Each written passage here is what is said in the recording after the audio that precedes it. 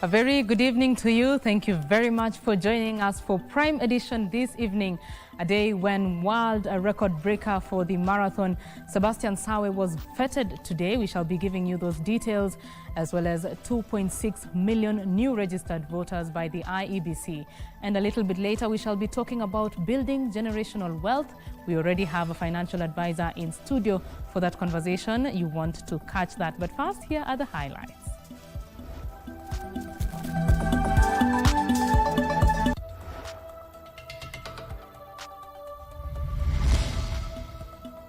Honoring a champion.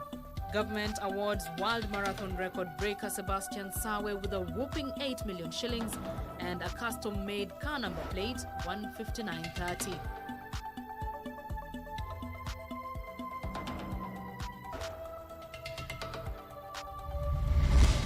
Report ni nyingi. Headline pia ni nyingi. Lakini ukweli ni ukweli, huwezi kuficha. Argue with facts. President William Ruto lashes out at a section of the media over biased coverage.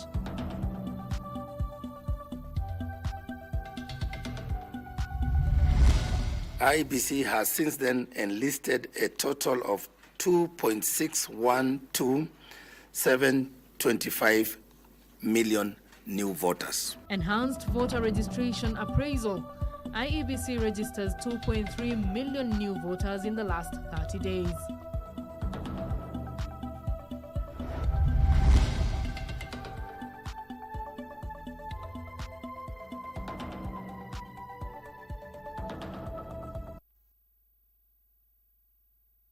My name is Betty Kiptum, and Lucy Moura is my colleague on the sign language interpretation. Now, President William Ruto has awarded world marathon record breaker Sebastian Sawe with a whopping 8 million shillings and a custom-made car number plate 15930 after he became the first man in history to break the 2-hour barrier. The two-time London Marathon champion returned home last night to a heroic welcome before he was hosted to a State House breakfast today morning. Sawe became the first man on the planet to dip under 2 hours in a marathon after he clocked 1 hour, 59 minutes and 30 seconds to set a new world record, which will be ratified by World Athletics. Kenyan Sebastian Sawe made history at the London Marathon, becoming the first man to run under 2 hours in an official race. Sawe, who successfully retained his title, timed 1 hour, 59 minutes, 30 seconds, smashing the previous world record of 2 hours, 35 seconds. Last night, he jetted back into the country to a heroic welcome and was received by top government officials in the Ministry of Sports, Athletics Kenya, and fans. It is an achievement that has profiled our country, and we are all rallying behind Sebastian and all athletes who represent Kenya at the global stage. No other human being in the world, in the history of marathon running, has ever run below 2 hours. He is the only one, the best one. President William Ruto led the nation in hailing Sebastian Sawe's extraordinary feat and also lauded Obiri and Jepkosgei for their podium finishes. If there was any doubt in anybody's mind about magical Kenya and about the origin of wonder, Sebastian has put it with clarity. Kazi ambayo nilienda nikafanya kule London, nilifanya kwa niaba ya sisi wote kuchenga jina ya nchi yetu iendelee kung'aa kabisa, na ni furaha kwa sisi wote. President Ruto awarded Sawe 8 million shillings, 5 million shillings for breaking the world record, and 3 million shillings for winning a gold medal. To Sawe, wonderful. He also gifted Sawe a custom-made car number plate 015930, the historic sub-2-hour marathon he registered at the London Marathon on Sunday. Gold medal winners in athletics now receive 3 million shillings, silver medalist 2 million shillings, and bronze medalist 1 million shillings. For the Commonwealth Games, Gold medal winners will from now going forward receive Kenya shillings 2.5 million, silver medalists 1.5 million, and bronze medalists 1 million shillings. Frederick Mwoki for Prime Edition. Now, President Ruto has lashed out at a section of the media for alleged bias in the coverage of achievements by his administration.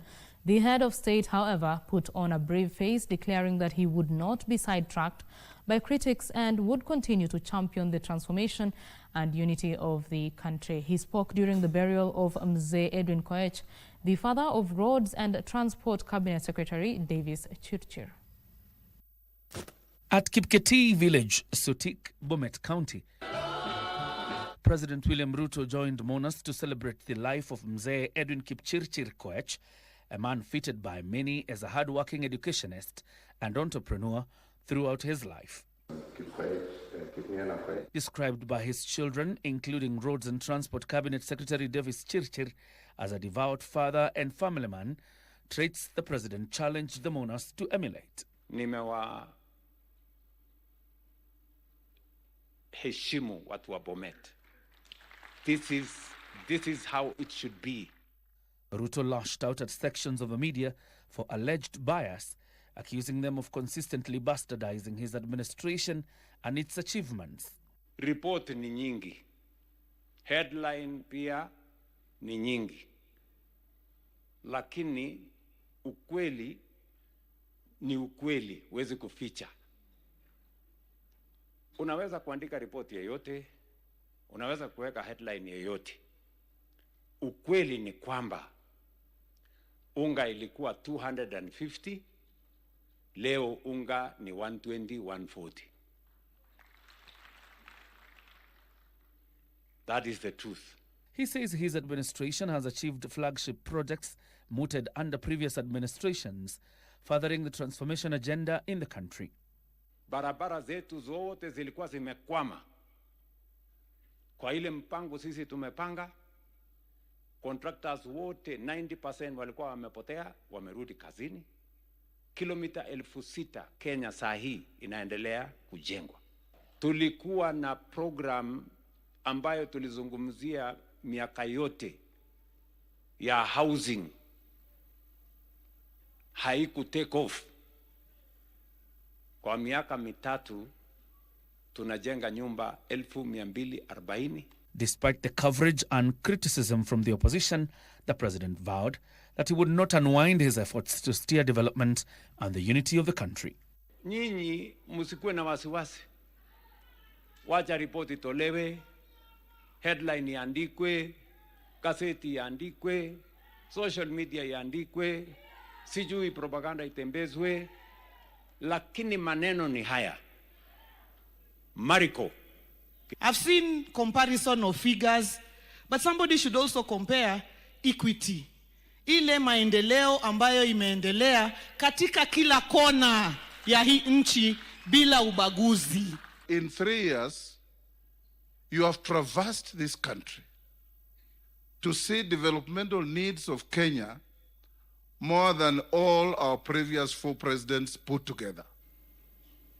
The economic survey that was released yesterday has confirmed that the foundation of our economy is very strong. It has also proved that Kenya is the 3rd largest economy in sub-Saharan Africa. Ninapowasikiza the pessimists and the naysayers, they also can't dispute that indeed something is happening in terms of transformation of our country and the growth of our economy. John Jacob Curia, Prime Edition. Moving on, Wiper Party leader Kalonzo Musyoka has warned political leaders against spreading ethnic rivalry amid clashes at the Garissa-Kitui border. Speaking at the SKM Center on Thursday, Kalonzo, who accused the government of laxity in dealing with the Seikuru attack, said banditry must be decisively dealt with to avert further loss of lives that are innocent. This as leaders from northeastern region condemned the deadly violence along the Mwingi-Garissa road, warning that the escalating clashes threaten to erode gains made through the years of peaceful coexistence between neighboring communities. Here is Abdiaziz Hashim with the details. With tension simmering along Garissa-Kitui border following the Sekuru attack that left 8 dead, leaders from the region are speaking out. Musilipishe kisasi. Wachaneni na magari yapite, hakuna haja. Any attempt to foment division, fear and instability must be firmly rejected. Led by Wiper Party leader Kalonzo Musyoka, who is calling for restraint as he calls for speedy intervention by the government. But you also read a political motive into this, because this has never happened. Kwa hivyo ningeuliza serikali ingililie, ilete utulivu katika kaunti yetu ya Kitui. Speaking at the SKM Center on Thursday, Kalonzo asked for restraint and dialogue, cautioning families against retaliatory attacks. Cooperate with security forces. Help identify the perpetrators who hide behind your great community. So wazee wenyewe watakutana, wapange vile, watahurumiana, watasaidiana na familia ambazo zimeathirika. This as leaders from northeastern region condemned the deadly attack along the Mwingi-Garissa road. We unequivocally and in the strongest possible terms condemn these acts of violence, particularly those fueled by ethnic hostility, incitement, and lawlessness. Warning that the escalating clashes threaten to erode gains made through peaceful coexistence between neighboring communities. These deeply disturbing incidents constitute a grave affront to peace, human dignity, and the rule of law. The lawmakers expressed alarm over the worsening insecurity along the Kitui-Garissa County boundary, where violent skirmishes have resulted to deaths, injuries, and destruction of property. This comes as religious leaders have also condemned the attack and called on the political class to restrain from politicizing the incident. Maombi yetu ni wasuluhishe na shida iishe na amani ikue. Security has since been heightened in Mwingi following protests that erupted on Wednesday. Abdiaziz Hashim for Prime Edition. Now, the Independent Electoral and Boundaries Commission, IEBC Chairman Erastus Ethekon, says the commission registered 2,345,476 new voters in the just concluded enhanced continuous voter registration exercise, which was undertaken between 30th of March and 28th of April 2026. Ethekon said partnerships with multi-sector agencies facilitated targeted mobilization campaigns, particularly in high-density population areas such as universities, markets and cities, among other areas across the country. Addressing the media at a hotel in Nairobi County, the Independent Electoral and Boundaries Commission IEBC Chairman Erastus Ethekon says the commission registered 2,345,476 persons in the just concluded enhanced voter registration exercise, which was undertaken between 30th of March the year 2026 and 28th of April the year 2026. So within that window of 30 days, when we launched the mass voter registration, we managed to capture and register the 2,345,476 new voters. He further said since the resumption of the continuous voter registration on 29th of September the year 2025 to the closure of the exercise on 28th of April 2026, the Commission has enlisted a total of 2,612,725 new voters.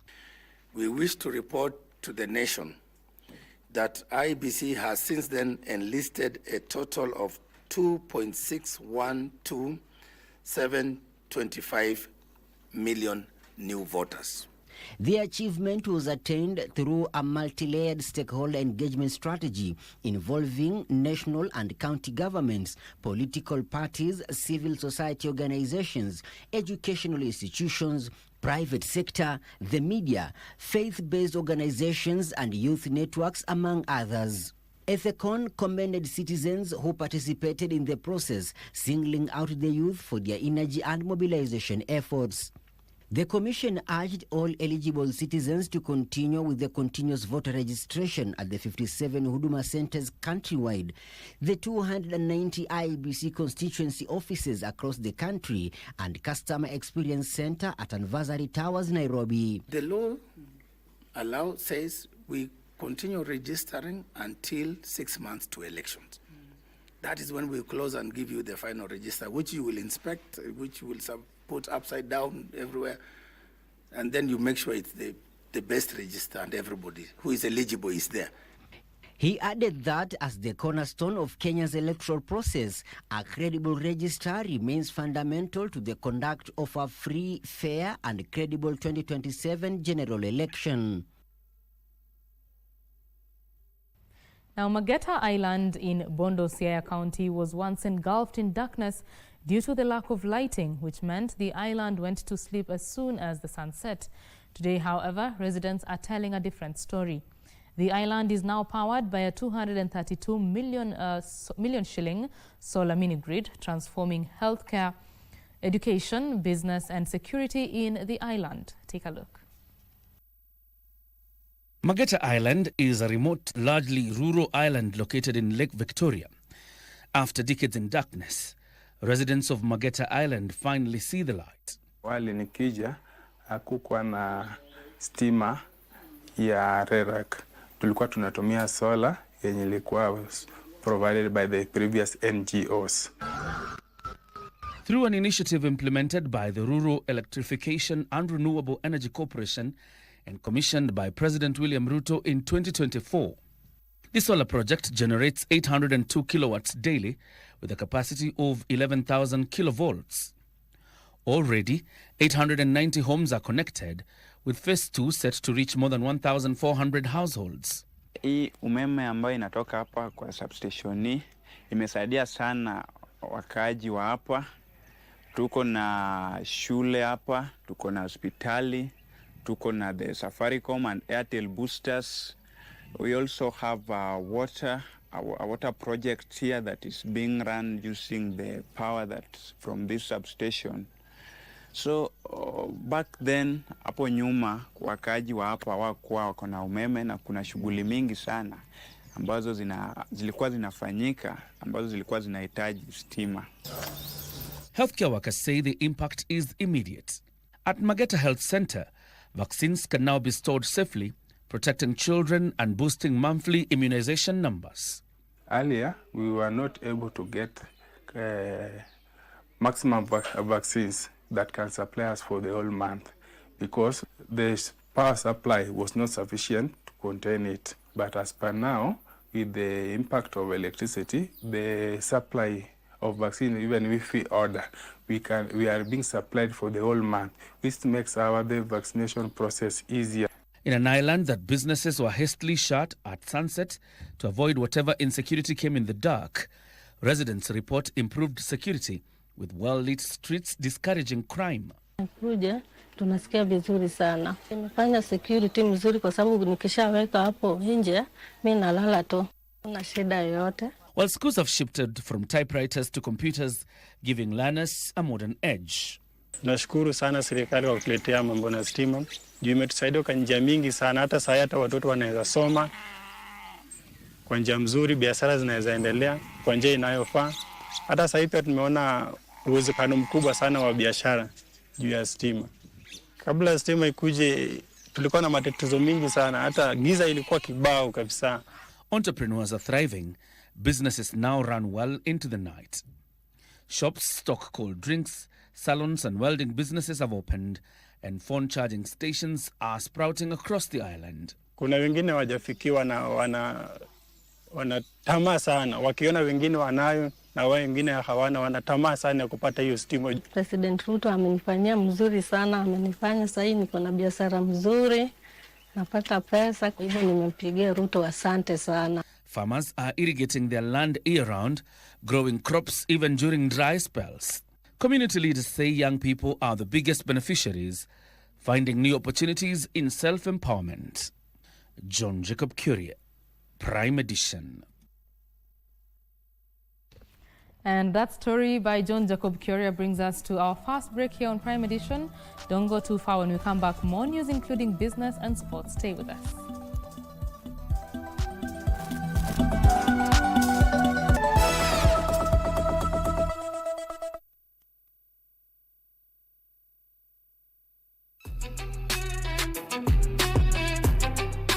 Myself, Queen Martin. My name is Queen Mary. I met this girl at Nairobi, and I saw a very beautiful girl. Nilikuwa naona kijana akinichokoza, naona miiba direct, hata kama sijafanya kitu. So he told me, will you marry me? Nilikuwa naenda kutoa mizigo, vitu zangu zote, ahamisha akapeleka kwake. That's what I got married. That is how I got married. It's good to legalize your marriage, by the way. Wacha kukaa kama kufulizwa. Since we got our second born, she goes through with a lot of pain for almost 1.5 years. Kieda 1 week anakuja kama nimemiss. I have been seeing her growing. Now she is there to support my business. Dua nani gozoe tuduane wedoge sama. Those old aunties of mine all want me to start a new life. Just hang in there. Once we get married, they'll leave you alone.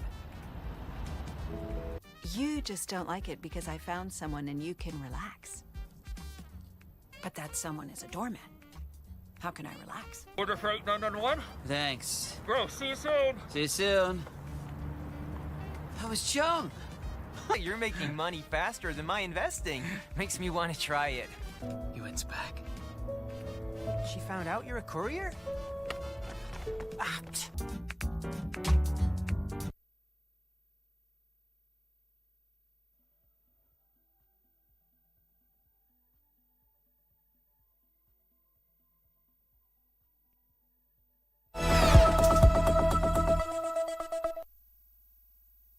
Welcome back. You're watching Prime Edition. Now, teachers across the country can breathe a sigh of relief after the Ministry of Health resolved to restore the Social Health Authority daily cap to 10,000 shillings.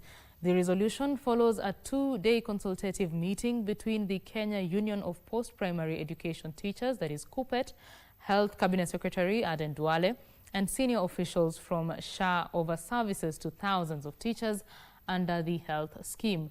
Speaking after the meeting in Naivasha, Nakuru County, the Health Cabinet Secretary said the ministry is committed to addressing the teething challenges raised, including the withdrawal of tariff locking for teachers, a move that will allow them to access care without restrictive or low-limit caps at contracted facilities. This comes days after the teaching fraternity announced a nationwide industrial action, citing poor services by SHA, reduced benefits, insufficient hospital coverage, and the lack of consultation during transition from the defunct NHIF.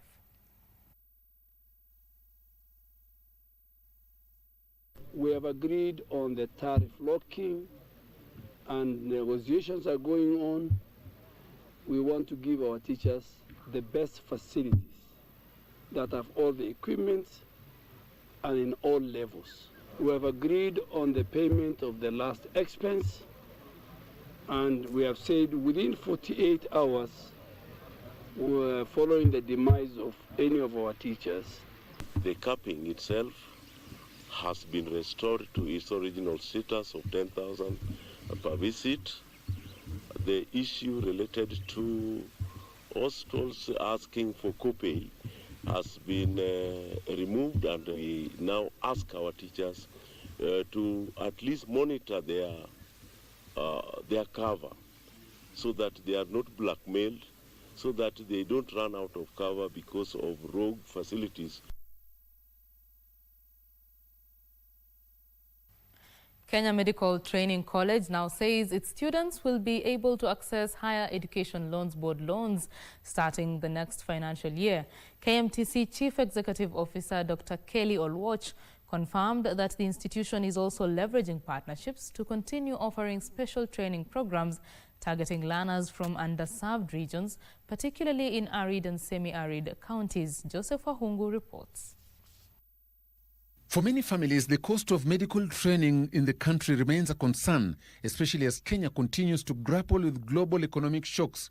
However, Kenya Medical Training College Chief Executive Officer Dr. Kelly Ojloch says it is trying to ease that pressure with plans at advanced stage to ensure students at the college access Higher Education Loans Board funding.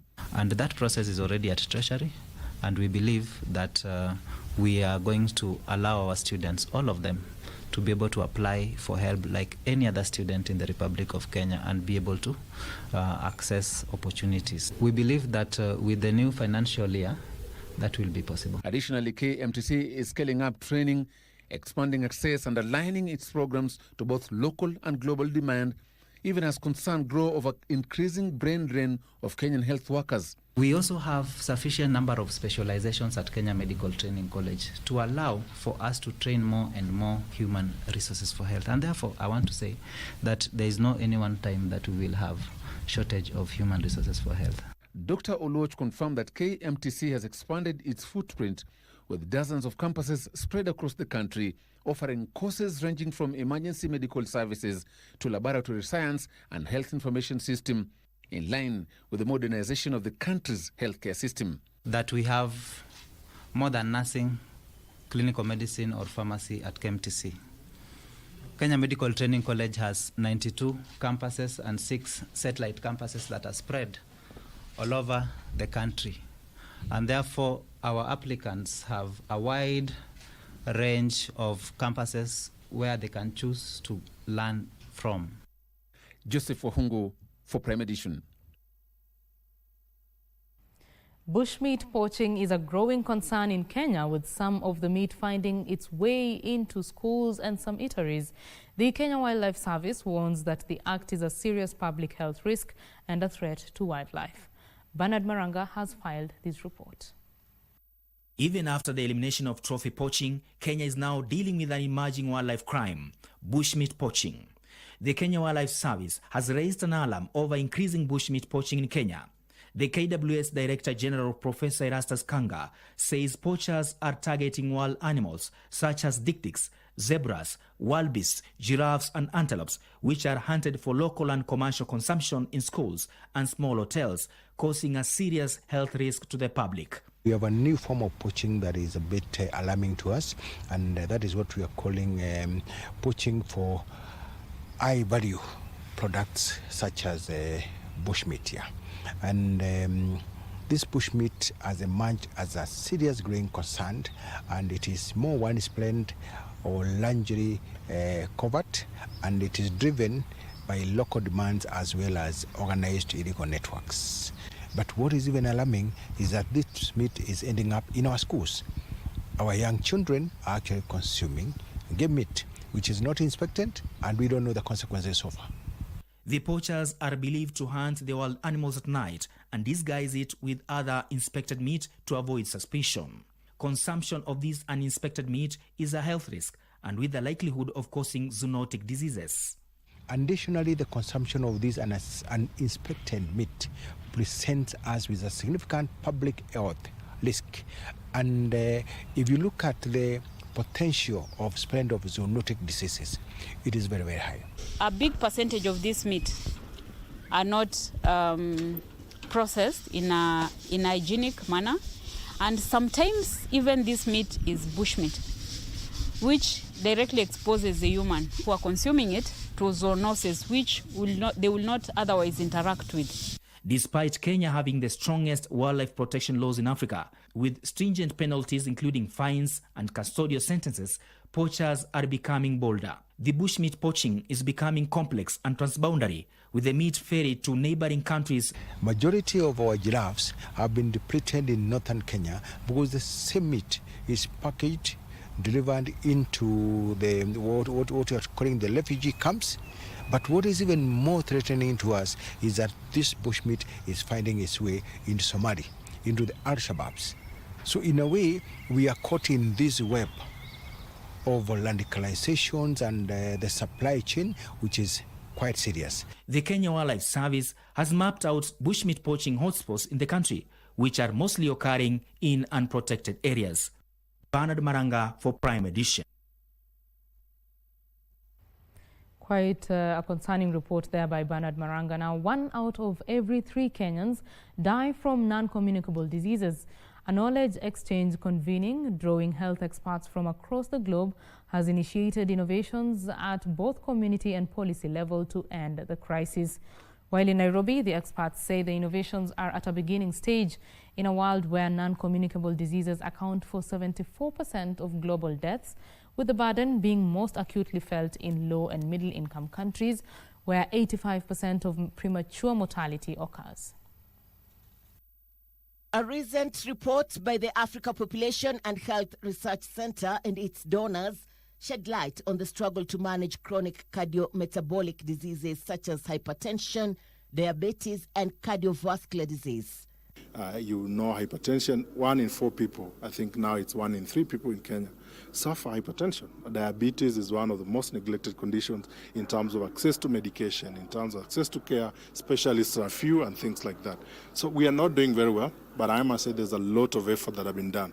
According to health experts who convened at a Nairobi hotel Thursday, the challenges on the diseases are magnified in humanitarian situations where conflict, displacement, and climate shocks disrupt essential healthcare services. You have children with type 1 diabetes who will struggle to access medication because there's conflict or because there's flooding and the roads were broken, the bridges are broken. And you have people at the community level deciding that, okay, this is how we're going to get the insulin at the health facilities, assuming the insulin is there, and bring it to the people. The report released by the experts underscores the urgency of sustaining non-communicable diseases care to prevent life-threatening emergencies like strokes, heart failure, and diabetic crisis, which further strain already fragile health systems. The group believe the introduction of innovations on policy and care, among others, will be of great benefit to the fight against the diseases. Therefore, what we are saying as a takeaway message is, can we prioritize cardiometabolic disease care interventions even at the outset, even during the acute crisis? When you're thinking about water and sanitation, you're thinking about food, can you ensure that even patients with chronic diseases are actually prioritized?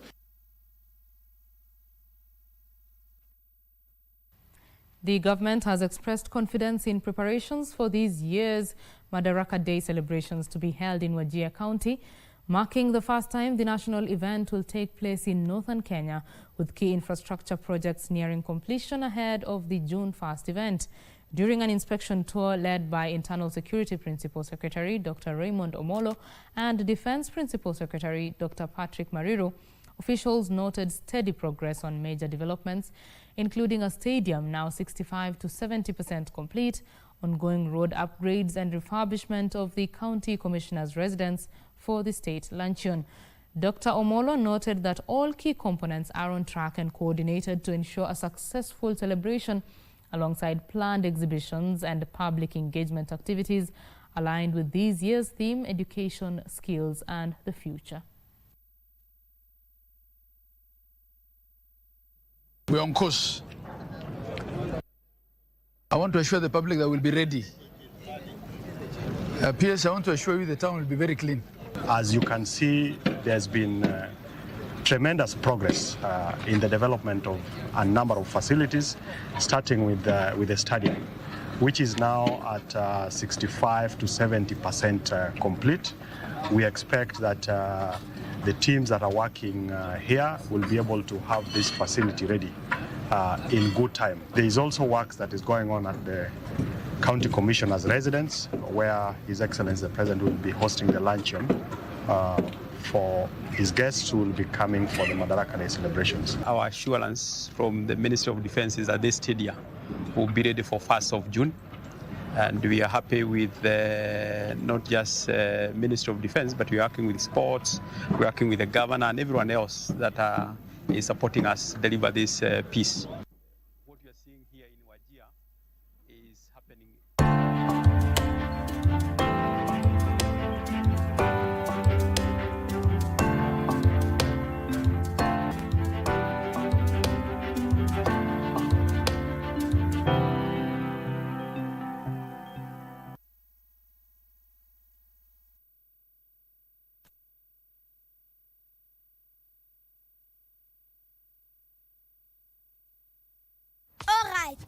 Listen up. Colgate is on a mission. It's kind of a big thing. Colgate Herbal uses traditional nature's herbs and combines it with Colgate Science for healthy gums and strong teeth. Wiki hii kwenye mkulima, tunatafuna karoti, kisha kukaanga kitunguu. Ukulima ichagui umri.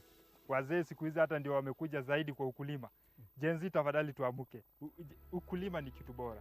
Ni kazi chafu lakini pesa iko huku. Huku ofisi ni huku. Sisi tu ofisi ndio huku yetu. Ungana nasi Jumamosi saa 10:30 hapa KBC Channel 1 kwa mseto kamili wa kilimo.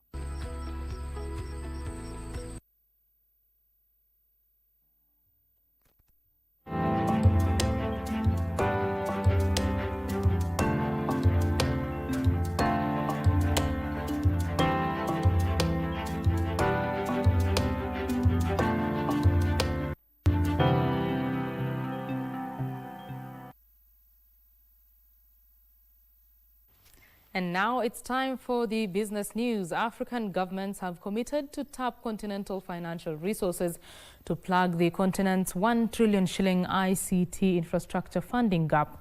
The new round of funding will focus on expanding fiber connectivity, cloud infrastructure, and the construction of new data centers on the continent. This is one of the resolutions announced on Thursday as curtains came down for the Connected Africa Summit in Nairobi. Regina Manyara with the details. The 1.3 billion people on the continent of Africa, fewer than 400 million people have access to the internet. This has been blamed on high infrastructure costs, low digital literacy, lack of high internet coverage. We will find the money for the projects that will make us achieve this One Africa, One Digital Market. To change this, ICT ministers from Africa have agreed to pursue various funding strategies to address financial gaps. We want, as we approach our development partners on the table for discussion, we should approach them with one united, strong voice. So that we are going to do it together. The ICT ministers attending the 15th edition of the Connected Africa Summit have committed to tap the African Development Bank, Regional Development Bank, while scaling public-private partnerships to unlock private capital. But we have promised ourselves that Africa needs no pity from no one. Africa needs to be on the table and not on the menu. We will prepare a single continental connectivity master plan to connect all our countries. Stakeholders have lauded the financing drive to accelerate the rollout of critical infrastructure under the Program for Infrastructure Development in Africa, including fiber optic networks, submarine cables, satellite connectivity, and data centers. We will facilitate and ensure that we train our people, especially in the new technologies, AI and others. The population of Africa, 75% of it is under 30 years. A very huge, vibrant youth where we can create this one digital economy. At the same time, investment will support the implementation of the African Continental Free Trade Area digital framework to lower the cost of cross-border roaming charges and system interoperability. The African Union Commission will oversee the development of a continental digital connectivity master plan to align investments, reduce duplication, and position Africa as a single, attractive destination for digital infrastructure funding. This further also means that Kenya has positioned herself not only as a contributor when it comes to standards, leveraging on the operations of the Kenya Bureau of Standards, but also the hub to foster scalability of technology innovation across the African continent. We have been keeping tabs on this particular conference for the last 4 days, and as such, as the curtains close, I'm Regina Manyara reporting for KBC Channel 1. From connectivity to the cost of living, the rate of inflation has accelerated to 5.6%, driven up from 4.4% by higher fuel and food prices. The latest data from the Kenya National Bureau of Statistics indicates that the mid-month upward review of fuel prices saw public service vehicles and border operators hiking fares by 20%. Kenyans are digging deeper into their pockets as the cost of goods and services continue to rise. The latest data from the Kenya National Bureau of Statistics show inflation has surged to 5.6%, driving up the cost of everyday goods and services by the same percentage compared to last year. The key driver is food and fuel. This is after the Energy and Petroleum Authority revised up pump prices mid this month by more than 10%, which saw transporters passing an additional 20% cost to travelers. The transport index accelerated the most at 10% for the basket sampled by the Kenya National Bureau of Statistics. Furthermore, higher prices for some food items this month, such as tomatoes, spinach, Irish potatoes, and cooking oil, were key in pushing up the food and non-alcoholic beverages index by 8.8%. Despite these increases, the prices of cabbages and oranges reduced by 3.3% and 1.9% respectively. For Prime Edition, I'm Ben Troy-Njue. Now, Kenya leads the world in the use of artificial intelligence tools, with 97.5% of internet users aged 16 and above engaging with AI platforms monthly, that is according to the just released Digital 2026 Media Global Update Report. Here is Alan Auko with the details. Digital 2026 Media Global Update Report, Africa currently represents about 1% of the world's AI computing capacity. And players say without investment and strong governance, the continent risks remaining largely a consumer of technologies built elsewhere. Systems designed for different environments are not always aligned with African needs and realities. It's one thing just to use AI. It will be important for us to be able to build AI systems that reflects our own context and capacity. As I previously mentioned, the current AI models do not necessarily have Kiswahili or local languages, so we need to be able to build. Tigo says ethical and responsible deployment of artificial intelligence is critical, noting that innovation should be anchored on human rights, public trust, and contextual relevance. Digital technologies, but also more specifically AI, reflects the values of our constitution, which is inclusivity, sustainability, building public trust, ensuring public safety, and securing our borders, including our digital border, which is technology right now. To that end, and giving Africa's digital realities, Tigo says that data is now categorized as a sovereign asset, and Kenya is uniquely positioned to tap into it through increased human capital, investments, and conducive policies. We are building what we call AI factories, and a factory, as you know, is an entire assembly line, from talent, from use cases, to ensure that AI is just not AI for AI's sake, it's also AI for improving our own development outcomes. Alan Auko, Prime Edition. A secretariat for the Connected Africa Summit is being set up, with Kenya hosting the inaugural chair of a new secretariat. Information Communication and the Digital Economy Cabinet Secretary William Kafogo says the secretariat will foster collaboration and accelerate digital integration across Africa. Africa's digital market is projected to more than double from $30.24 billion in 2025 to $72 billion by 2031. However, the growth has been fragmented, and Africa still faces hurdles such as severe infrastructure gaps, high costs, and a massive digital skills shortage. Kenya has agreed to host the Connected Africa Secretariat, which is expected to support collaborations and accelerate digital integration in Africa. The Secretariat shall support the work of the summit, including the preparation and transmission of communiques and engagements with continental institutions, while the coordination of the implementation of resolutions adopted by this summit shall be undertaken by the African Union. Kenya is rooting for formation of a single ICT market for seamless cross-border payments, identification and deployment of critical infrastructure.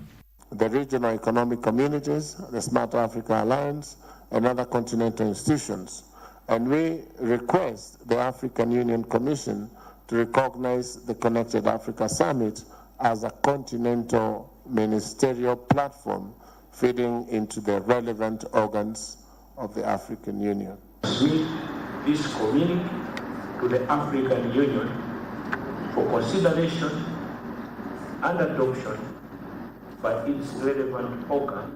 The Connected Africa Summit, now in its 15th year, has been credited with driving ICT growth, skills development, and private sector partnerships. Alan Auko, Prime Edition. And a new data-driven water supply technology is being adopted within the Nairobi metropolitan area to enhance access. Athi Waterworks Development Agency Director for Bulk Water, Carol Owako, says the agency has already deployed systems that supports monitoring and control of water to consumers. Athi Waterworks Development Agency supplies 72% of bulk water to service providers in the Nairobi metropolitan area.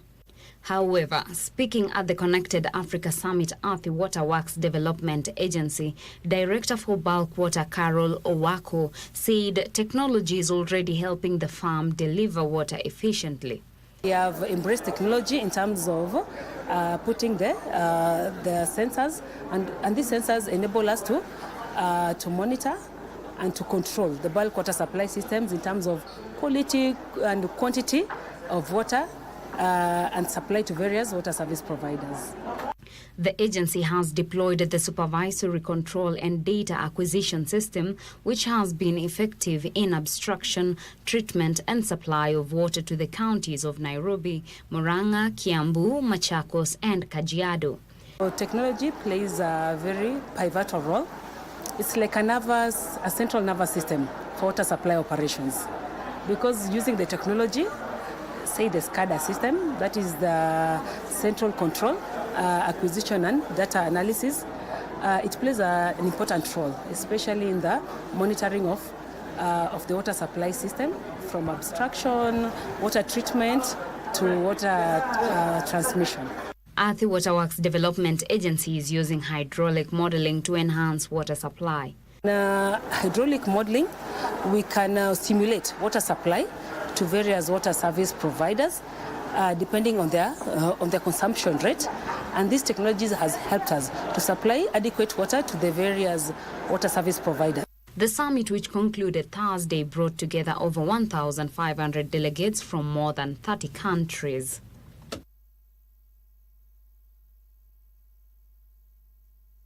And counties are teaming up with development partners and innovators to boost digital skills among staff and community leaders. Elgeyo Marakwet Governor Wesley Rotich says collaborations with innovators are helping learners access faster, more comprehensive training, especially for those in remote areas. Artificial intelligence-powered learning has accelerated in recent months in Kenya. Now, focus has shifted from basic digital literacy to advanced skills. And therefore, as we train, it's also another way to make this thing move faster. AI model actually becomes our catalyst to move digital skills much faster. In conjunction with development partners in a program dubbed UK Digital Access, digital skills training has benefited 2,800 people in 2 months across 9 counties. It has worked in my county, and last week we graduated 450 TOT. I also again did another thing. I said I want, now that I have done online training, I am going further and looking for TOTs. Now you might wonder, how does that actually work? So the learners get invited and they register, and then they just get the app on their phone. And not this fancy new phone that I may have, or my colleagues around the table may have, but very old 2020 Android phones. So when you're talking about digital skilling at scale, basically we are talking about reach. And we are also talking about quality, and we are talking about economic pathways. No one is going to be left behind. The counties of Nairobi, Nyeri and Kiambu are the top counties in Kenya in computer and internet usage. Alan Auko, Prime Edition. And now it's time to have our interactive session here on Prime Edition. And tonight we want to talk about building generational wealth. How do you get started with whatever that is your income to ensure that you're building wealth that will outlast you and that your generations will benefit from and continue to grow? And how have those who have done it? You know, we want to find this out from Winnie Oyo, who is a certified financial advisor. Karibu sana, Winnie, and thank you for joining us. Thank you very much. Let's just start right there. We know that the savings culture in Kenya is very low, even compared to our neighbors, Uganda and Tanzania. And the steps towards building wealth, what is the first step?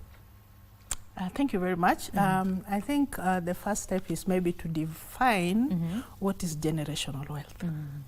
Because when people think about generational wealth, we think about it in terms of maybe assets that you inherit. But I think generational wealth is much more than just the assets. It's about the networks and the opportunities. So when you're thinking about wealth, I put it in maybe 3 pillars for easy understanding. We start from the basic, creating wealth. So when you start working or when you get employed, that is your first stage. Whether it's a business that you're running or you just gotten your first pay slip, we are at the stage of creating wealth. So when you're creating wealth, majority of people believe that there'll be a time when you'll have enough money to start saving to create that wealth.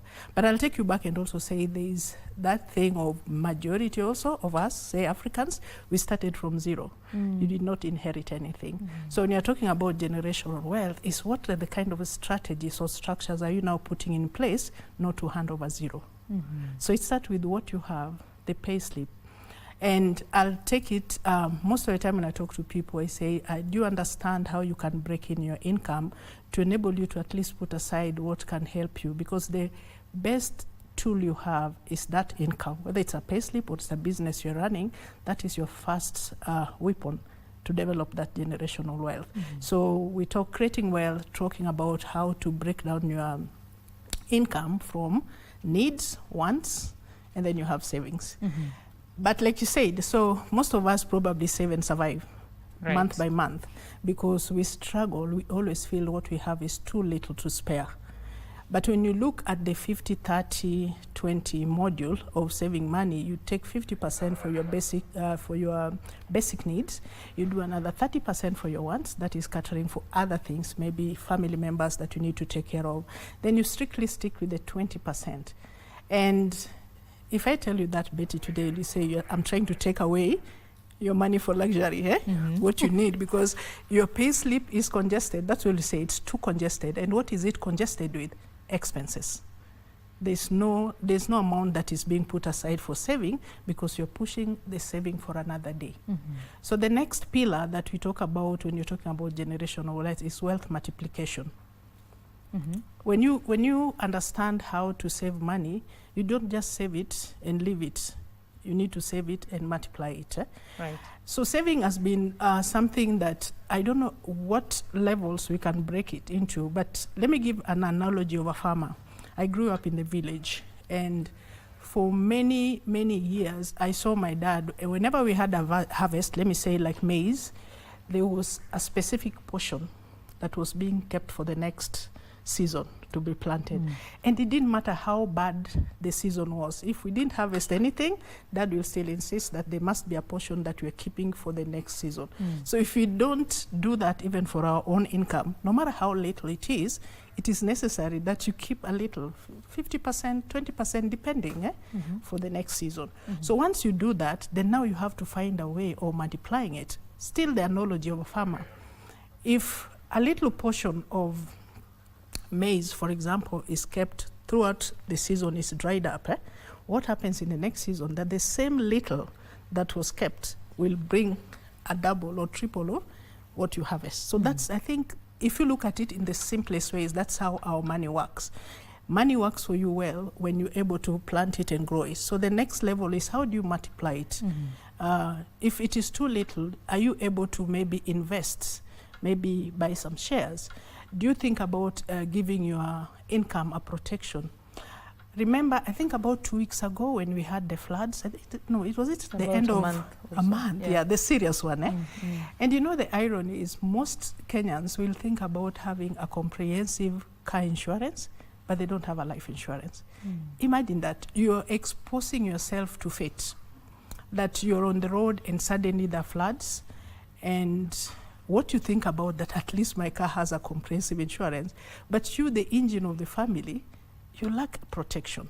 You're building wealth, you're working hard, you have children, you say you love them, but you're not putting protection to enable them to life to go on, because on that particular Friday, some people didn't get home, isn't it? So we might cry, we might cry about the damaged cars and buildings, but human life, you know, lost, you're the machine that produces this. So the next level, like I mentioned, is how do you secure this wealth? So the stage is more or less create wealth, learn how to multiply it, and then security. Right. And security is so wide. You can choose to do security by let's go rural and urban. In rural areas right now, you'll find someone owns a 50-acre piece of land with many children, but those pieces don't have title deeds. So which generational wealth? You're creating chaos, You live chaos, and that will be carried from generation to generation. Right. You can use insurance to protect your wealth, because sometimes you never know. Life has so many uncertainties and things that can happen that can shock you and change your life. Either you can get unwell, you can lose your job, you can get permanently disabled so that you're not able to continue doing your life normally.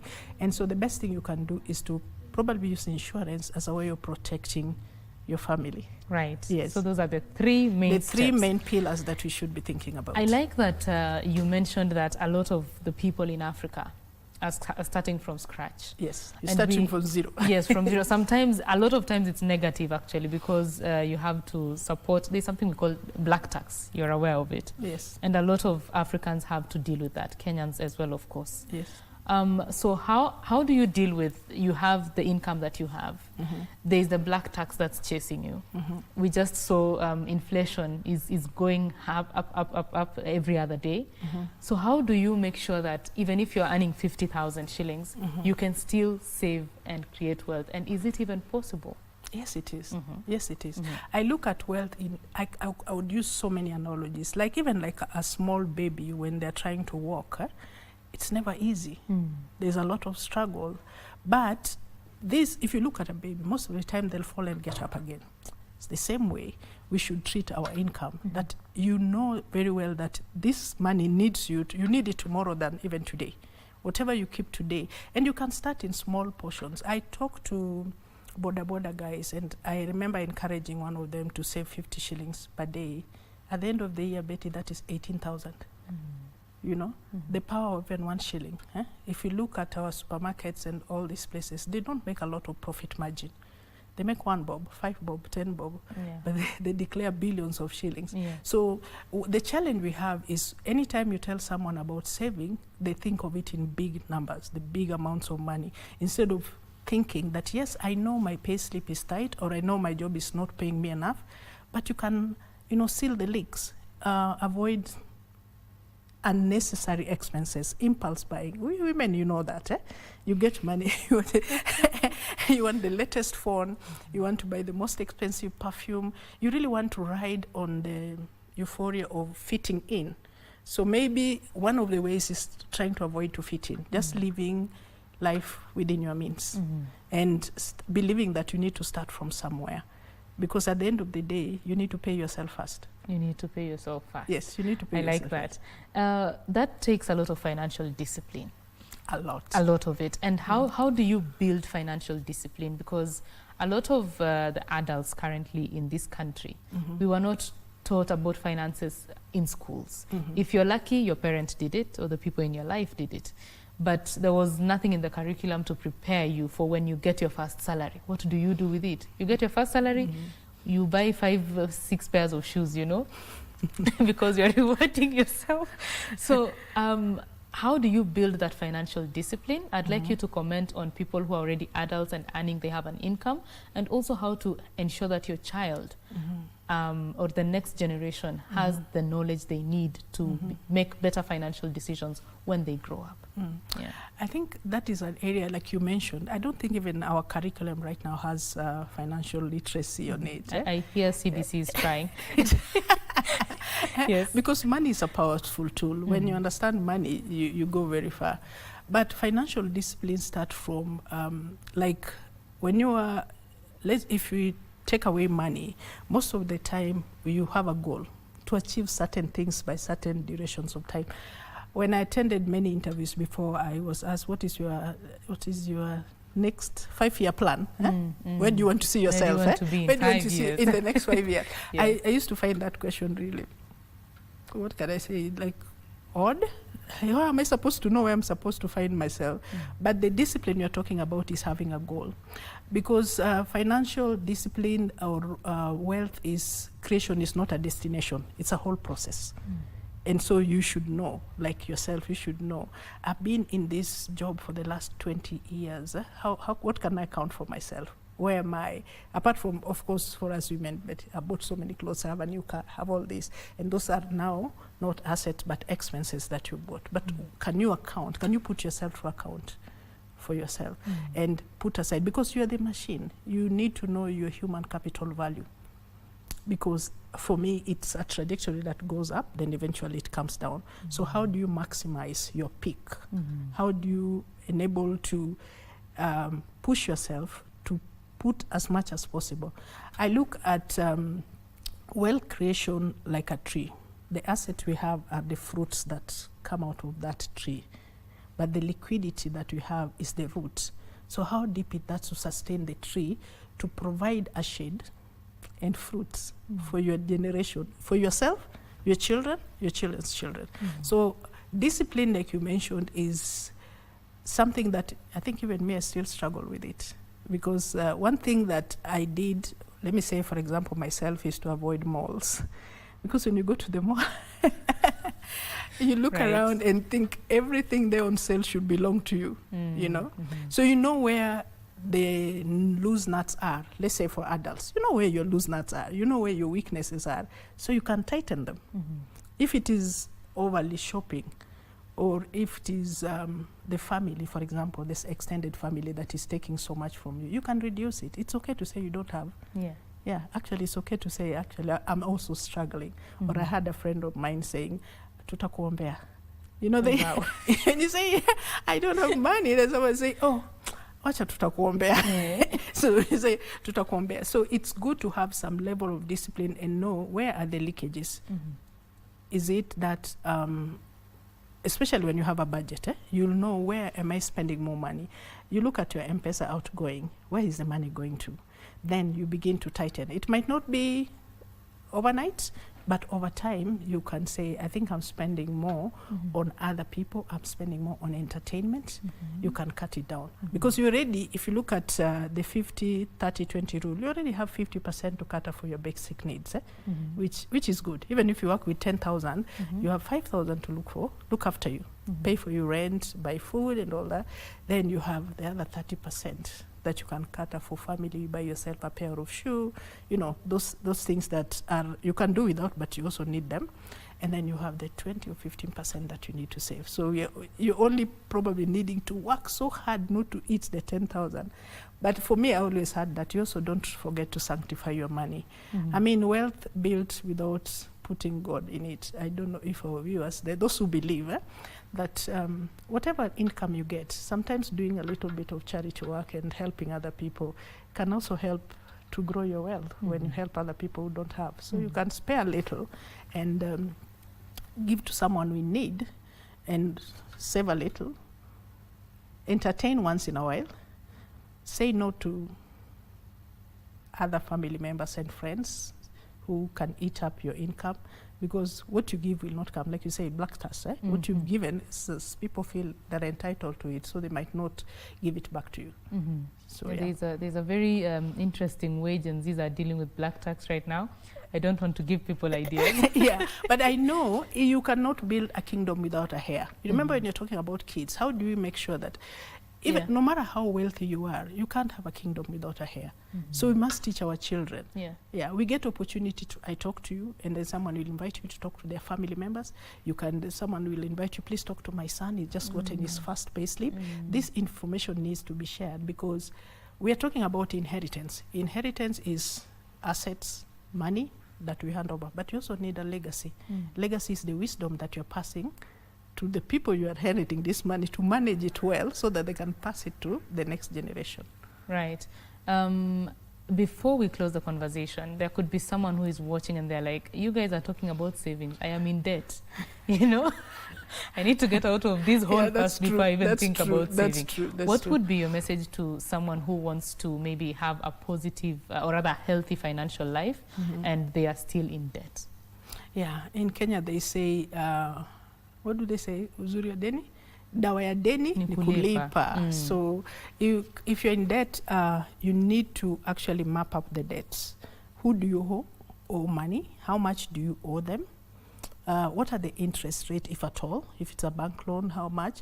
Of course, once you map all your debts, you'll begin to look at the biggest to the least, the one with the most interest. For example, if you are a Shylock, you'll need to tackle that first as you continue. And of course, you'll tackle the Shylock, maybe look at the bank loan. There are certain debts that are good debts that you can walk along, like a mortgage. You can manage as you go along, because you know eventually it's for your benefit. For you, so you can look at the bad ones, like mobile loans, and try not to take them. And then you look at the Shylock before they come for you. You see how you can tackle that. And of course, majority of us, when you want to borrow, when you're in need of money, and nowadays you are prompted on our phones all the time, you need to reduce your appetite, your desire to borrow, because of course they'll prompt you to borrow. Unless you really need the money, think about saving. Just live life frugal, within your means. Within your means, and then tackle the bad debts first. Manage them as they go up to the lowest. And of course, you'll be able to know good and bad debts. That's the other thing that someone should know. When you're borrowing, what do you consider bad or a good debt? Right. And like I mentioned, a mortgage is a good debt. Yeah. You've negotiated well. You're probably already staying at the property that is mortgaged. Some people need a car. You buy a car to do Uber business. That's a good debt. But we know bad debts. It's Christmas time. Or is now tomorrow we have a public holiday, and everybody's saying they're headed to the coast. And or everybody's going home. You don't have it, but you need to go. Yeah, you want to show. Right. Okay, Winnie, as we come to a close, I'll give you 30 seconds. Your rallying call for people who want to build generational wealth. Go. Well, I think I will say, let us use the 3 pillars that I just mentioned. Please create wealth, multiply your wealth, and think of wealth security. Wealth security is the fence that you build around what you created to enable just to sustain you and sustain the next generation. Most of the time when you think about wealth protection, we are thinking about what do I do? If you need be, have the will. If need be, get insurance forever. If it's your pay slip you need to protect, get insurance so that in case anything happens to you, you can use the insurance so that your life can continue normally. The whole essence of creating generational wealth is for you to live and enjoy life and have a peace of mind. Awesome. Thank you very much for your thoughts. I hope that viewers are taking notes and are learning how to build generational wealth one day at a time. Thank you for having me. Asante sana. That is Winnie Oyo. She's a certified financial advisor, just speaking to us about the steps towards building generational wealth. And if you forget everything about this interview, remember, to create wealth, you have to first save, put aside money, and then you multiply that wealth, invest, and then you secure that wealth in various ways. So that's the conversation this evening. We continue with other news stories. The Agriculture and Food Authority is ramping up the distribution of high-yielding genetically modified cotton seeds and Bixa seedlings. The authority says these will help expand the production of the commodity in the country as Kenya seeks to boost textile output. Kenya's cotton production has suffered from years of underperformance due to a combination of factors like costly inputs, aging machinery engineries, poor seed quality and erratic weather patterns. This has led to a major drop in production from 28,000 hectares in 2015 to less than 10,000 in 2022. To boost production, the government is banking on BT cotton, which offers better yields and is resilient. AFA Chair Corneli Serem says reducing chemical prices is part of efforts to increase cotton production and boost the manufacturing sector. Ukipanda mnajipea pesa. Kama tumesema pandeni baada ya kuuza tumie kwa school fees na kuongeza mbegu tunaleta. To bridge the current cotton demand in the country, the Food and Agriculture Authority has started the distribution of high-yielding genetically modified cotton seeds and Bixa seedlings. The program will see farmers in cotton-growing regions also receive pesticides at subsidized prices. Tungeendelea vijana wengi wakuja inge kwa hii biashara ya kupanda pamba. Farmers in Kwale, one of the targeted regions, will be the first to receive the cotton seeds and subsidized chemicals as the Kwale cotton ginnery nears completion later this year. Turudi shambani, tukalime. The minimum amount ya pesa ambayo tunahitaji kupata kwa huu mradi hapa ni karibu milioni 100 ambayo itaenda kwa mifuko zenu wakulima. Benson Rioba reporting for Prime Edition.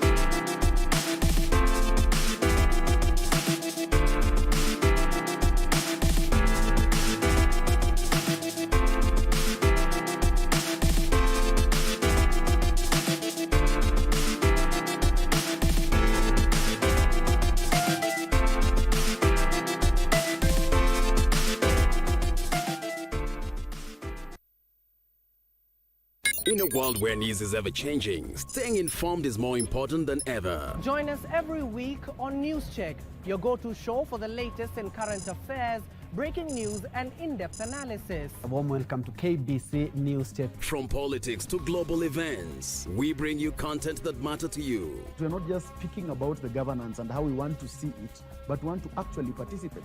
Get your facts, hear from the experts, and really understand what is happening around you. We need to change our system first. You have to do the impossible to make sure the message is home. Stay ahead, stay informed, stay engaged. Will these people, everybody agree? Just listen to me. Let's give him a chance to clear the air. Catch News Check every Tuesday and Wednesday from 10 a.m. to 12 noon. Only on KBC Channel 1.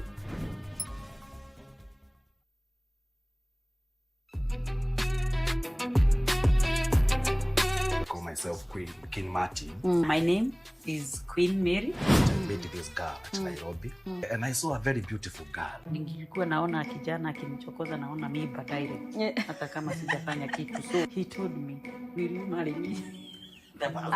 Nilikuwa naenda kutoa mizigo, vitu zangu zote, ahamisha akapeleka kwake. That's what I got married. That is how I got married. It's good to legalize your marriage, by the way. Wacha kukaa kama kufulizwa. Since we got our second born, she goes through with a lot of pain for almost 1.5 years. Kieda 1 week anakuja kama nimemiss. I have been seeing her growing. Now she is there to support my business. Dua nani gozoe tuduane wedoge sama.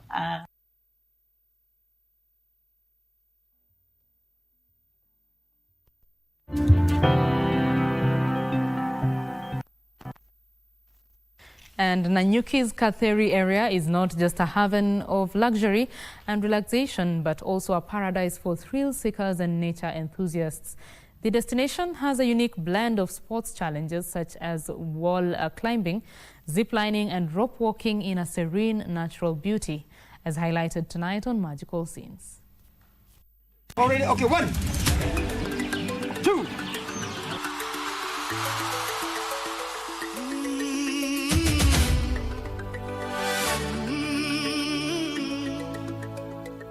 Imagine soaring high above the lush canopy, the wind rushing past as you zip from one point to another. At Katheri area in Nanyuki, zip lining gets you gliding over stunning landscapes with a bird's view of the surrounding wilderness. You need to have a harness. This is called a seating harness. We have the full body harness, but we are not to use that for the moment. Yeah? It's for purposely this for demo only. As you navigate the coast, the thrill of flight is complemented by the serene beauty of the rolling hills surrounding Mount Kenya, the highest mountain in Kenya. For those who prefer to keep their feet on the ground, the walking trails provide a magical journey through nature. As you stroll along marked paths, each step reveals newly discovered beauty. Walking in this part of Nanyuki is not just a physical activity, it is a meditative experience that allows one to connect deeply with natural wonder. A variety of sports, including rope walking, are designed to test your limits and ignite your competitive spirit. Whether you are tackling the rugged terrain or testing your ability to move on the obstacle course, each challenge is an opportunity to push yourself while surrounded by awe-inspiring scenery. So if you are a nature lover or seeking a peaceful place, Nanyuki offers something special for everyone. Mchuma Odim, Magical Sense in Nanyuki. The government has been urged to introduce more renewable energy-friendly incentives in the budget to accelerate the drive towards universal access of energy in Kenya. A report by energy lobby group 350.org argues that such measures would boost local manufacturing, cutting costs and making renewable products more accessible. An investment into an energy system that services the entire household needs for energy. That's clean cooking, from lighting, and also helping communities that are affected by impacts of climate change, such as droughts, to be able to build resilience through irrigative systems, for example. When the rain fails, they are able to continue producing. So mama, chamas, and whatnot are coming together to pull in resources to buy products that are renewable. And then now also there's the Mission 300, which is Kenya is part of, that is leading the force to microfinance, clean cooking facilities for local groups in different parts of Kenya itself. And internationally, crude oil prices have jumped to their highest since 2022 after a report that the U.S. military is set to brief President Donald Trump on new plans for potential action in the Iran war. Brent crude oil rose by 7% to $126.31 per barrel at one point, the highest since Russia's full-scale invasion of Ukraine. Here are the details of these and other stories making headlines across the borders. U.S. Central Command has prepared a plan for a wave of short and powerful strikes on Iran to try to break the deadlock in negotiations with Iran. Energy prices have risen this week as peace talks appear to have stalled, with the key Strait of Hormuz waterway still effectively closed. After reaching $126 per barrel at one point in Asian trade, the price of Brent crude fell back to around $122 in the early trade in Europe. Crude oil is a key ingredient in petrol and diesel, and the jump in cost since the start of the Iran war has pushed up pump prices for motorists.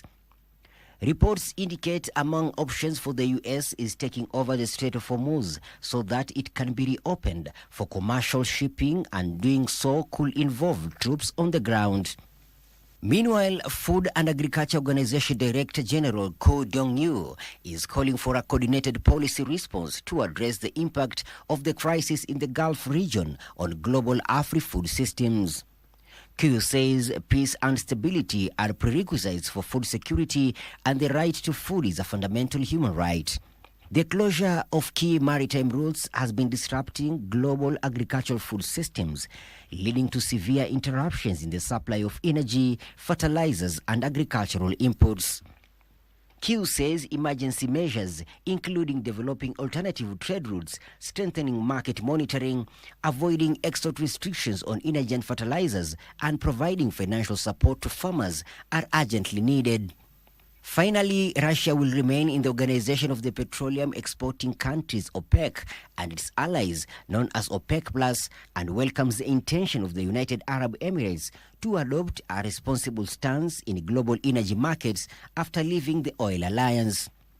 The UAE on Tuesday announced it will withdraw from OPEC effective next month. The move removes the bloc's third largest oil producer and further weakens its influence over global oil supplies and prices. OPEC was founded in the year 1960 by Iran, Iraq, Kuwait, Saudi Arabia, and Venezuela to coordinate oil production policies and safeguard the interests of major oil exporting nations. Now, as the world prepares to mark World Press Freedom Day this Sunday, stakeholders in Kenya's media industry are raising concerns over growing threats to press freedom and ethical journalism. Speaking at the University of Nairobi, experts say professionalism, integrity and accuracy must remain at the core of journalism, even as the sector faces economic and political pressure. During a press freedom and media ethics event held at University of Nairobi, stakeholders noted that in an evolving media landscape, the role of ethics in journalism has come under sharp focus. Scholars and practitioners noted that ethics go beyond newsroom rules, shaping how journalists engage with society and influence public discourse. So in case there is any opportunity, kindly support me. Zubeida Kanano, the president of the Kenya Editors Guild, also raised alarm over rising cases of harassment and attacks on journalists, especially during politically charged periods. Tumetia saini mkataba na IBC na kupitia huo mkataba tunalenga kuona ni vipi tutahakikisha kwamba haki na maslahi ya mwanahabari yanalindwa wakati ambapo wanachapisha taarifa. Na hivi karibuni tutakuwa na mkutano pia na IBC pamoja na idara ya usalama. Tuangazie ni vipi mwanahabari anaweza kulindwa katika yale mazingira. She warned that financial pressures and unethical practices continue to undermine credibility. Kando na kuwa wanahabari, sisi pia ni binadamu. Na ndio sababu tunahimiza vyombo vya habari kuwalipa wanahabari wao na kuwalipa kwa wakati na kuwapa malipo bora. Kwa sababu wanahabari wanahangaika huko nje. Tumeona wanahabari wengi wakipitia issues za mental health, mental illness. But we're also dealing with serious issues of media sustainability and viability, where media are struggling to survive in a very difficult economic and political environment, and digital environment or technology environment, and consequently being able then to survive and perform and serve societies. Susan Barnes, the United States ambassador to Kenya, noted that the media houses are grappling with financial strain, digital disruption, and increasing external influence. But definitely the economic pressure is real, and we see layoffs even at huge international outlets, and journalism is a tough professional. Tunajua vyombo vingi vya habari sasa hivi vinahangaika, hakuna rasilimali, hakuna pesa.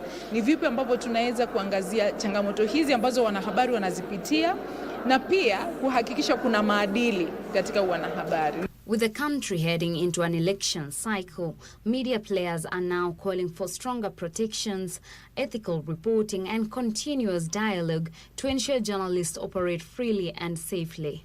Despite the challenges facing the media industry, stakeholders say there is need to maintain media credibility.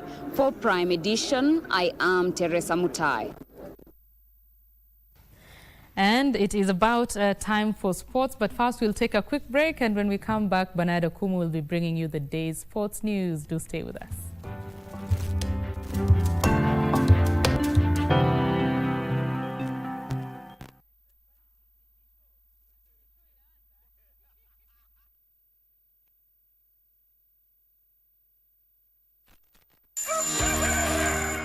Good morning. Good morning. Good morning, Kenya. Wake up with Good Morning Kenya, the morning show that's got it all. We dive deep into issues shaping our country. Youth are a voice of a nation. What is the next step for the young people? Unpacking political landscape from Monday to Wednesday. We discuss family matters. It is very important to guard your relationship. And for your health. Someone doesn't wake up and they become an addict. It's in stages. We've got you covered each and every Tuesday at 9 a.m. Every Wednesday, it's all about The Viewpoint. A day in politics is like 1,000 years. Unpacking the biggest stories of the week, getting you insights and getting you ready for your day. And the package is not yet done.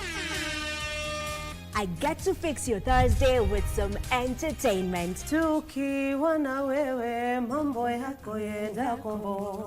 Entertainment Thursday, it is. Good morning, Kenya. We shape your day. Good morning, Kenya. Every weekday morning on KBC Channel 1. Those old aunties of mine all want me to start a new life. Just hang in there. Once we get married, they'll leave you alone. You just don't like it because I found someone and you can relax. But that someone is a doormat. How can I relax? Order for 8991. Thanks. Bro, see you soon. See you soon. That was Chung. You're making money faster than my investing. Makes me want to try it. Yuan's back. She found out you're a courier? Ah,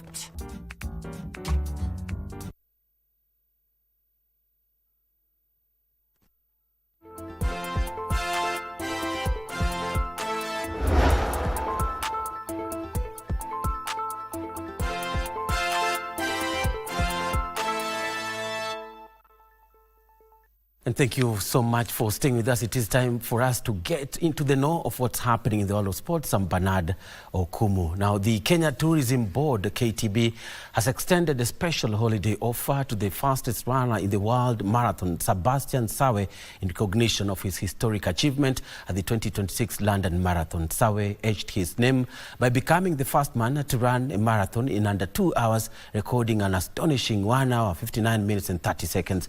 The offer, which is a fully sponsored 4-night luxury getaway dubbed the Champions Retreat, will allow Sawe to recuperate at a luxury destination of his choice. With Kenya, the KTB Chief Executive Officer June Chepkemei congratulated Sebastian Sawe on his landmark achievement, noting that his success goes beyond personal victory to reflect Kenya's enduring dominance on the global athletic stage.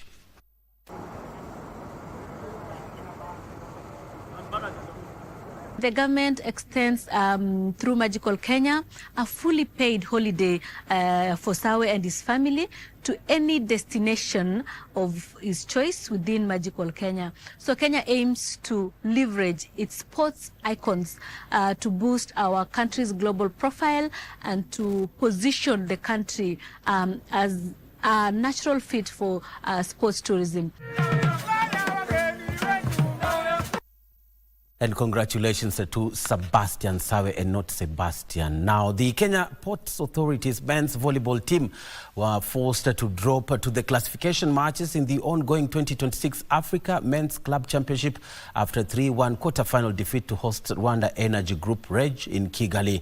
KPA started strongly, matching their opponents point for point in a tightly contested opening set. However, the hosts staged a late surge to snatch the set 28-26. Rwanda Energy Group carried that momentum into the second set, capitalizing on unforced errors from KPA to take control and secure it at 25-18. In the third set, the Jameson Terre coach side responded with renewed determination, tightening their defense and improving on attack to claim the set 25-17 to keep their hopes alive. But Rwanda Energy Group proved resilient in the fourth set, edging out KPA in another closely fought contest to win 30-28 and seal their place in the semi-finals. Following the loss, Kenya Ports Authority KPA will now shift the focus to the classification matches, where they will compete for positions 5 to 8.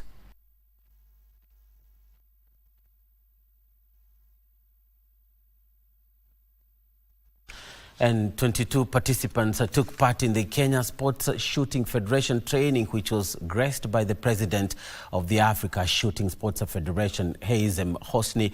The three-day training was aimed at elevating shooting sports in Kenya, fostering professionalism among officials and preparing the country to compete more effectively at regional and international events. In a bid to enhance shooting sports officiating standards and strengthen the sport's technical capacity within the country, the Kenya Shooting Federation embarked on equipping judges with essential skills and up-to-date knowledge. The experience has been a way of learning and knowing, especially now that we've been in this sport, we are getting to know maybe the mistakes that we do. It is a milestone forward because it pushes us more to the international scene of shooting. The Federation aims to ensure competitions are conducted fairly, professionally, and in line with international best practices. Noted during our meetings that we have no qualified judges in Kenya for rifle and for pistols.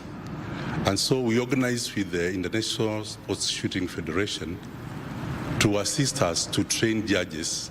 The training was led by Hazem Hosni, the president of the Africa Shooting Sports Federation, who emphasized the importance of capacity building in officiating, noting that strong technical officials are the backbone of any successful sport. We have a plan to implement the new rules for each country. So Kenya has a priority to ask to hold this course, and therefore we got approval from ISSF. And this approval will let them a jury international, and this is very good for Kenya and for Africa. Frederick Mwoki for Prime Edition.